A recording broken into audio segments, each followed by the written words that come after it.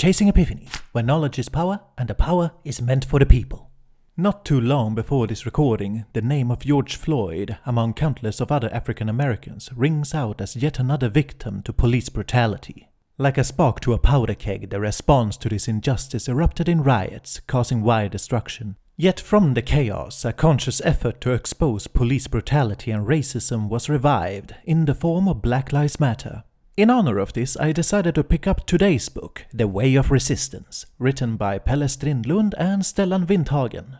The book aims to inform readers of civil disobedience, both in theory and in practice, showing why it's a legitimate form of peaceful protest. It's also sprinkled with the author's personal experiences, which aim to provide constructive criticism based on past mistakes, and to demystify the process to make it less scary to the uninitiated. Let's dive right in! What is civil disobedience? We're given a few examples, the most detailed being the story of Stellan and how he snuck into a UK facility in the dark of night to sabotage a Trident U-boat built to hold enough firepower to cause 400 Hiroshima's worth of damage. This is what some peace activists would call a citizen's weapon inspection. Civilians apparently have the power to report on weaponry that go against international law, like nukes! On his way out, however, he's sniffed out by a guard dog and taken away. Nonetheless, he gets lucky and treated nicely along the way, as plenty of people actually sympathize with his actions, even if they ultimately don't agree with them. Pelle has a similar story to tell, of when he snuck into BAE Systems to dismantle 84s, Carl Gustav recoilless rifles and some Hobbit 77s. And wait a minute, it's just around the corner from where I live. And here we are, BAE Systems. Damn, bro. A place that has created numerous weapons, sold them internationally, caused devastating harm to the human population, and perhaps worst of all, the Fartanda! According to Swedish law, weapons are not to be sold to countries that have ongoing internal conflicts. Rules like that are sometimes forgotten about when profits and jobs are on the line. And really, what's a few dead Middle Easterners and destabilized countries in comparison to that? Some other forms of civil disobedience mentioned include animal rights activists, immobilizing vehicles that transport animals, green activists painting rock formations and claiming copyright to stop construction work in the area, guerrilla gardens that turn abandoned areas into gathering places, people playing rock music in city intersections while offering coffee and cookies to people driving by, tree hugging, occupying houses that are due to be destroyed, and orchestras performing music while blocking the gates to weapon factories. In general, civil disobedience seemed to involve a lot of blocking stuff with your body. The term came about when mid-19th century Massachusetts man, Henry David Thoreau, was jailed after avoiding taxes for 6 years. His reason being that he was against America's war with Mexico, their constant abuse of native rights, and the support for slavery that was present in the southern states. A publisher coined the term civil disobedience when naming Thoreau's essays. And since then it's been most famously used by people like Gandhi and Martin Luther King. The definition of the term has plenty of nuance. It often involves breaking the law, an idea that became more popular after World War II. For you see, when several Nazis were being brought to justice during the Nuremberg trials, something that became a common talking point was this idea of I was just following orders.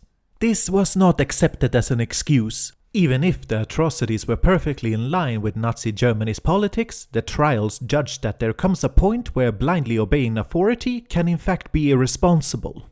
As such, civil disobedience can involve breaking laws that have become unjust, or breaking perfectly good laws in order to fight some injustice that's hiding behind them. The concept can however be interpreted more broadly, including simple things like breaking norms, see Colin Kaepernick's refusal to stand during the American national anthem for example. But we're not here to ponder about definitions all day. When the time for action comes, what can actually be done in practice? Nonviolence. First things first, no one is perfect. It's frustrating to see injustice in the world, and it can spur people to act rashly. And in these situations, people make mistakes. If that mistake is a violent one though, it's far harder to take it back. For this reason, non-violence has always been key to civil disobedience. Excluding self-defense, many would agree on moral grounds that hurting others is bad. You'll turn into what you hate if you use violence. And by that I'm not simply saying, oh, you turn into a bad person. No. The book goes one step further and argues that violence, by its very nature, creates a bad system. The book points to communist revolutions, for example, political movements that aspire to make the world a better place, but in many cases fell apart due to corruption from the inside. And also a lot of American intervention. When it comes to leftist politics, many believe that communism has to be won through force, since rich capitalists and tyrants aren't just going to give their power away. And I don't doubt that this is true. Yet the book would argue that war and revolutions of the violent variety would create entirely new material conditions, ones that encourage military hierarchies, which in turn can bloom into full-blown authoritarianism. So, if we are to learn from the mistakes of past revolutions, when the goal is to change things for the better, political activists should employ methods that can't be adopted by bad apples for more nefarious goals. Another reason non-violence is preferable is because it's unrealistic for a few protesters to stop a government and its institutions on their own. Even a tree hugger that goes the extra mile to chain themselves to a tree can't stay there forever. Eventually the chain is cut and they're pulled away. One uncredited activist in the book says, "Maybe we spent too much time on developing different types of chains and less time on making it politically challenging to cut them." So, political and social pressure is needed to bring about real change. The point isn't to win with force, but to spread a message that can make enough people stop supporting a broken system. That's all well and good, but how do we actually reach these people? Public action. As established, civil disobedience doesn't send a message unless it's done in public.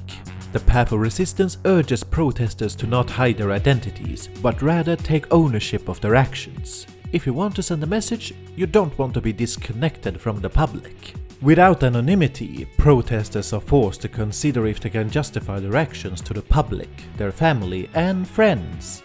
The book, however, recognizes that you'll always get some who cover their identities regardless, to avoid harassment or arrest after the protest. And I can't say I blame them. Always consider the risks. Just keep in mind, the ideal is to openly and proudly stand by your actions. On a side note, at the time of this recording, there's a pandemic going around. So, in this instance, I'd absolutely encourage people to cover up with proper face masks. On the topic of what to wear, there is the option of costumes, stuff that carry a pointed message, like the mourning gowns used in protests against the School of the Americas. They carried crosses and coffins with them, illustrating the victims that the school creates in Latin America when they teach students to use warfare and torture. You can also simply dress classy, which was an important aspect of sit-in protests during the segregation era in the US.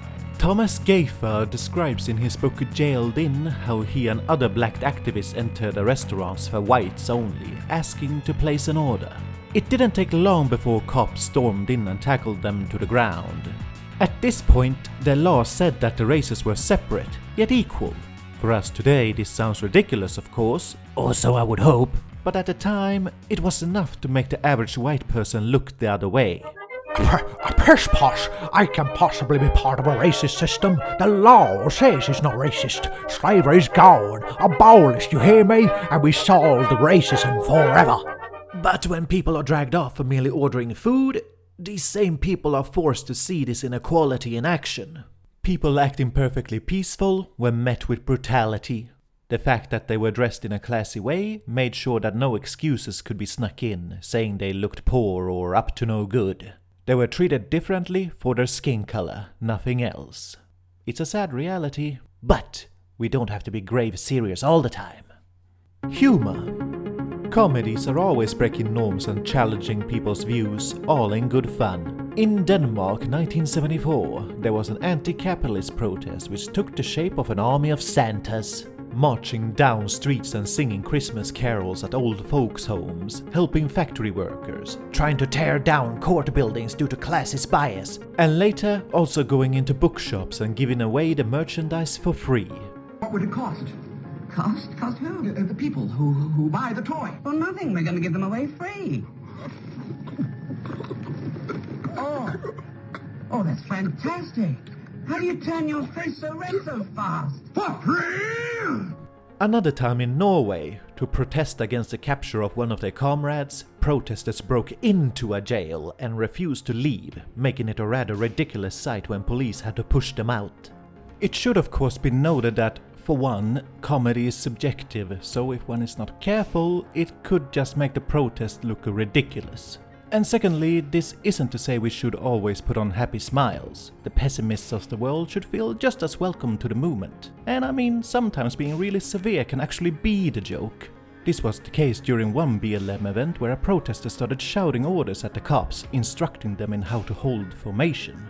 This kind of role reversal is always fun. Stellan himself started closing his own cell door while in prison.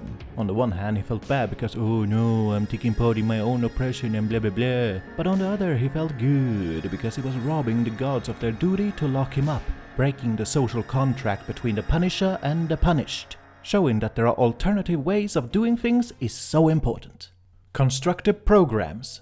There's one saying I'm a firm believer in: be the change you want to see today. All too often do we get stuck thinking that things can't progress until the protest is over and won. But in reality, building society the way you want it to be can be just as much of an example of civil disobedience. South Africa is a prime example. In the struggle against apartheid, people formed a Congress of the People, which collected at least 1 million South African signatures for the Freedom Charter, which would serve as a form of alternative constitution. The democratic way in which this came about gave the movement a never-before-seen legitimacy, paving the way for liberation. And then we have India, where Gandhi's movement set out to build its own factories, newspapers and schools and other institutions, ones that could exist beside the British colonial ones. I mean, after all, you can't really become independent of an oppressor if you rely on their services. By constructing alternatives for the people of India, it gradually became easier for the population to avoid complying with Britain. And another example, the Black Panther Party, not to be confused with the new Black Panther Party of today, would create social programs to give people food and healthcare, while also having armed members show up and make sure no brutality was happening during police patrols. Same logic applies here. When you provide an alternative, it becomes easier to avoid complying with institutions that have become corrupt. Group dynamics and peacekeepers. The Way of Resistance provides an analysis of different groups that are present at most major protests. I changed a couple of the terms, so this is largely my interpretation of their points. First, we have the police, with their mission to maintain the law and detain anyone that's causing trouble, though they also make use of excessive force or even outright kill people, particularly in recent BLM protests where they're the prime target of criticism. Secondly, we have the mass media. They will report on the events with varying lenses and biases. You can, however, bet that they will prioritize anything sensational, always trying to catch any scandals or violent acts. They tend to be uneducated about tactics different groups will employ, so they often end up portraying all protesters as a monolith with little nuance. Thirdly, we have the group that's been the focus of this video, the Disobedience. This group usually consists of small cells of activists or performance artists, trained in challenging the law in a peaceful way by obstructing unjust systems and disobeying authority, thus bringing attention to the issues they want to create a discussion about. Next we have the Democrats. This group is often the largest, organized through mainstream groups relying on large numbers to bring attention to all sorts of issues. But they stay within the law, only pushing for reform from inside the system. They're not exactly effective, but they're useful in bringing more legitimacy to the movement and a good pool to recruit people from to engage in more disobedient action. And lastly, we have the Autonomous. This is the group that arrives wearing masks to hide their identities, ready to riot and use violence. Some view the police as authoritarian fascists and think that any violence against cops is by nature just self-defense. Some are infiltrators intentionally trying to cause conflict. And some others are just opportunists intending to loot in all the confusion. Regardless of their reasons though, their actions are largely the same. This group has a polarizing effect. They're useful in that they can recruit people to more radical actions, but this tends to happen at the expense of other protesters. The Autonomous might, for example, attack a cop and then blend in with a crowd of Democrats and Disobedience. If the cops then assume the whole protest is violent, they'll start attacking regular citizens. Democrats who become victims to this brutality might become more sympathetic to radical groups. But on the other hand, if the media shows the autonomous attacking first or causing needless destruction, it'll cause pearl-clutching onlookers to instead view the protesters as rioting thugs and vandals. Ultimately, the book argues that even if this can lead to some new allies, the polarizing effect is too detrimental, to the point that people on each side start living in completely different realities. Those who use violence need to be stopped wherever they're spotted. However, it needs to be said, the police are the least effective in calming down the autonomous, since they're natural enemies and will fight each other no matter what. So, the responsibility to keep this group under control falls on the Democrats and Disobedience. All peaceful activists can help by training themselves in self-defense and publicly denouncing violent actions. Disobedience in particular have a history of assigning peacekeeping roles to their members and role-playing scenarios beforehand to be better prepared.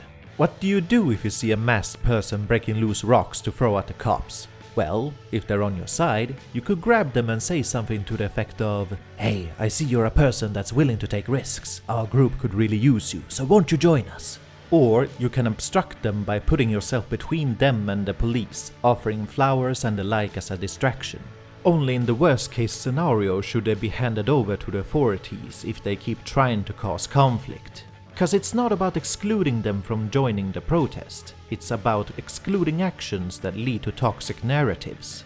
But hold on, what if you're the one that gets taken in by the cops?